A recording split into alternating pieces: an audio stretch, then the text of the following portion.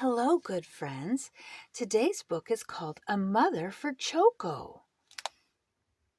Choco was a little bird who lived all alone. He wished he had a mother, but who could his mother be? One day, he set off to find her. First, Choco met Mrs. Giraffe. "Oh, Mrs. Giraffe," he cried, "you are yellow, just like me. Are you my mother?"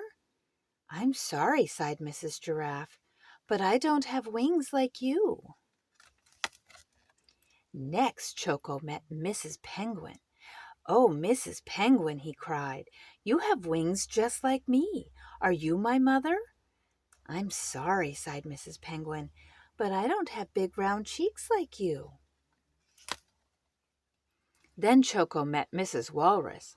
"Oh, Mrs. Walrus," he cried, "you have big round cheeks just like me. Are you my mother?" "Now look," grumped Mrs. Walrus, "I don't have striped feet like you, so don't bother me." No matter where Choco searched, he couldn't find a mother who looked just like him. When Choco saw Mrs. Bear picking apples, he knew she couldn't be his mother. Mrs. Bear didn't look like him at all. Choco was so sad he started to cry. "Mommy, Mommy, I need a mommy." Mrs. Bear came running to see what was the matter. As she listened to Choco's story, she sighed. "Oh dear, if you had a mommy, what would she do?" "Oh, I'm sure she would hold me," sobbed Choco. "Like this?" asked Mrs. Bear, and she held Choco very tight. "Yes, and I'm sure she would kiss me too," said Choco.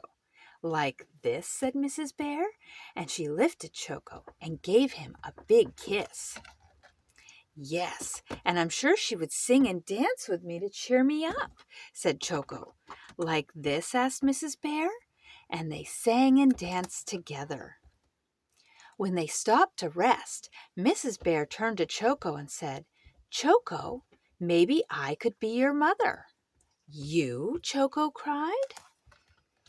"But you aren't yellow, and you don't have wings or big round cheeks or striped feet like me."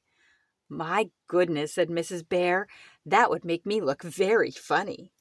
Choco thought it was funny too. "Well," said Mrs. Bear, "my other children are waiting for me at home. Why don't you join us for apple pie, Choco?" Apple pie sounded wonderful to Choco, so off they went. When they arrived, Mrs. Bear's other children rushed out to greet her.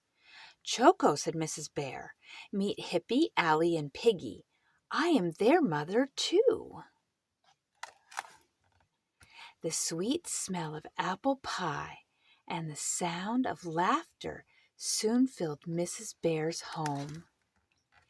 After their delicious treat, Mrs. Bear gave all her children a big warm bear hug, and Choco was very happy that his new mommy looked just the way she did.